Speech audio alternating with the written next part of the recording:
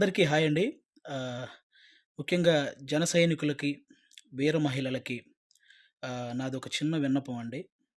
నేను ప్రొఫెషనల్‌గా కమెడియన్ అయ్యుండొచ్చు గానీ, పర్సనల్‌గా 80% మార్కులతో బీటెక్ కంప్లీట్ చేసి, ఈ సమాజం మీద, రాజకీయాల మీద, అలాగే వ్యక్తుల మీద, విలువల మీద, అన్నిటి మీద అవగాహన కలిగిన ఒక వ్యక్తిని నేను కూడా.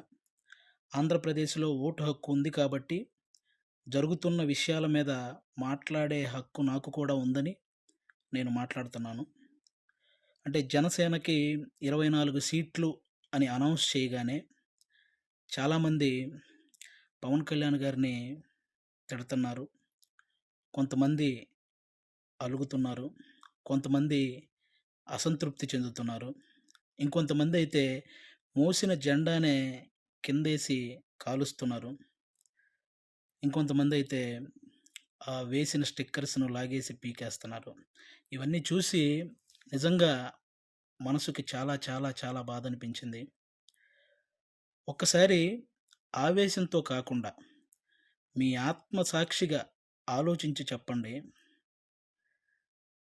తనను నమ్ముకున్న ప్రజలను కానీ, తనతో నడుస్తున్న నాయకులను కానీ మోసం చేసే వ్యక్తిత్వం పవన్ కళ్యాణ్ గారికుంటుందా అండి? పెట్టిన పార్టీకి సపోర్ట్ చేసే మనమే ఇంత ఆలోచిస్తే, ఒక పార్టీ పెట్టిన వ్యక్తి ఇంకెంత ఆలోచించుంటాడు?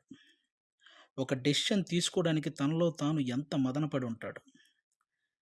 ఇది ఒక్కసారి ఆలోచించాలని మనస్ఫూర్తిగా కోరుకుంటున్నాను. 10 సంవత్సరాలుగా ఎటువంటి అవినీతి చెయ్యకుండా, తన సొంత కష్టార్జితంతో పార్టీని నడుపుతున్న గొప్ప నాయకుడు పవన్ కళ్యాణ్ గారు. అలాంటి వ్యక్తి గురించి మన శత్రువులు మాట్లాడినట్టు మనం కూడా మాట్లాడితే నిజంగా బాధనిపించిందండి. అంటే 24 సీట్లేంటి? అదేంటి? ఇదేంటి? అని. 2019లో కనీసం ఆయన్ను కూడా గెలిపించుకోలేని మనం, అదేంటి? ఇదేంటి? అని అడిగే హక్కు నిజంగా మనకుందంటారా? అరే! చిన్న పరీక్ష ఫెయిల్ అయితేనే ఇంట్లో నుంచి ఒక 10 రోజులు బయటికి రాము.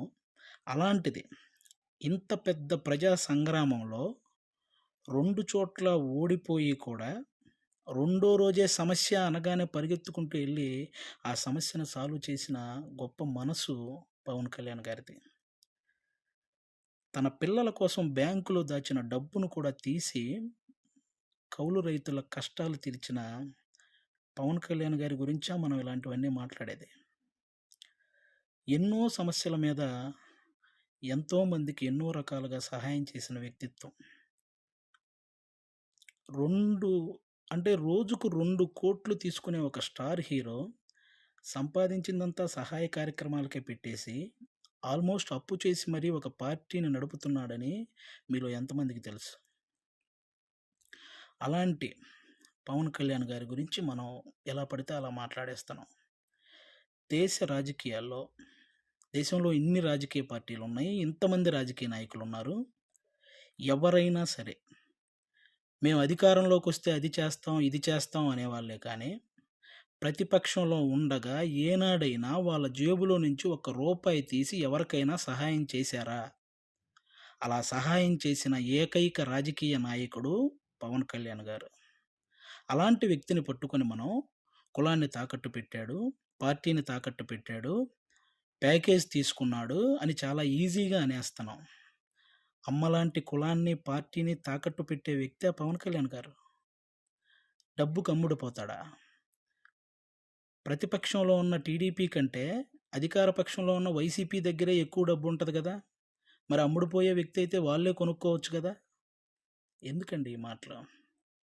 పవన్ కళ్యాణ్ గారు ప్రజలు పంచే ప్రేమకు బానిస కానీ, నాయకులు పంచే డబ్బుకి ఎప్పటికీ బానిస కాడు, అవ్వడు. అభిమానించటం అంటే మనకు అనుకూలంగా ఉన్నప్పుడు జై కొట్టటం, అనుకూలంగా లేనప్పుడు బాయ్ చెప్పటం కాదండి. ఒక నాయకుడు ఎలాంటి డెసిషన్ తీసుకున్నా దానికి కట్టుబడి ఉండటాన్నే అభిమానించటం అంటారు. అదే నిజమైన అభిమానం అంటారు. అలా ఉండగలగాలి. ఎవరో రెచ్చగొట్టే మాటలు మన మీద కావాలని చూపించే జాలికి వాటిని చూసి మన నాయకుడిని మనమే ఎప్పుడూ తక్కువ చేసి మాట్లాడకూడదు. అలాగే టీడీపీ కార్యకర్తలకు కూడా నా నుంచి ఒక చిన్న విన్నపం అండి. 2014లో ఒక్క సీటు కూడా ఆశించకుండా పూర్తి మద్దతు చంద్రబాబు నాయుడు గారికి ప్రకటించారు. ఆ త్యాగాన్ని గుర్తించాలని మనస్ఫూర్తిగా కోరుకుంటున్నాను. అలాగే 2023లో 14 సంవత్సరాలు ముఖ్యమంత్రిగా చేసిన ఒక వ్యక్తిని పేద కుటుంబాల్లో ఎంతోమంది పేద విద్యార్థులు వాళ్ళు ఐటీ జాబ్ చేయొచ్చు, అమెరికాలోకెళ్ళి సెటిల్ అవ్వచ్చు అని ఈ ఐటీని తెలుగు రాష్ట్రాల్లో ప్రతి ఒక్కరికి పరిచయం చేసినటువంటి చంద్రబాబు నాయుడు గారు లాంటి వ్యక్తి ఒక 70 ఏళ్ల పైబడిన వ్యక్తిని జైల్లో పెడితే నిజంగా చాలామందికి బాధ అనిపించింది. అలాగే పవన్ కళ్యాణ్ గారు అక్కడికెళ్ళి కలవడం జరిగింది. పొత్తు అనేది పెద్ద సభలు పెట్టి ఆడంబరంగా చేసుకోవచ్చు. కానీ అలాంటి ఆడంబరాలు కోరుకోలేదు. అక్కడ కష్టాన్ని చూశాడు. ఆ జైలు ముందుకొచ్చి అక్కడే పొత్తును ప్రకటించాడు. ప్రకటించిన వెంటనే జన సైనికులందరికీ ఏం చూసించాడో తెలుసా? అవసరంలో మనం ఆదుకున్నాం కాబట్టి అనవసరంగా టీడీపీని ఎవరైనా తక్కువగా మాట్లాడడం కానీ, తప్పుగా మాట్లాడడం కానీ చేయొద్దని జన సైనికులందరికీ సూచించారు. ఒక సభలో మనం మాట్లాడేటప్పుడు జనసేన, టీడీపీ అని సంబోధిద్దాం. వాళ్ళు మాట్లాడేటప్పుడు టీడీపీ, జనసేన అని సంబోధిస్తారు అని కూడా చెప్పి కార్యకర్తల్లో ఒక ఉత్సాహాన్ని నింపారనమాట. అంటే ఒక పొత్తు ధర్మాన్ని ఇంతకంటే నిజాయితీగా పాటించే వ్యక్తి ఎవరైనా ఉంటారా? ఎక్కువ సీట్లు తీసుకొని ఇన్నే గెలిచాడా అనిపించుకోవటం కంటే, తక్కువ సీట్లు తీసుకొని అన్నీ గెలిచాడు అనిపించుకోవటం కరెక్ట్ అని భావించి 24 సీట్లకే పరిమితమయ్యారు. కాబట్టి టీడీపీ కార్యకర్తలందరికీ రేపొద్దున ఆ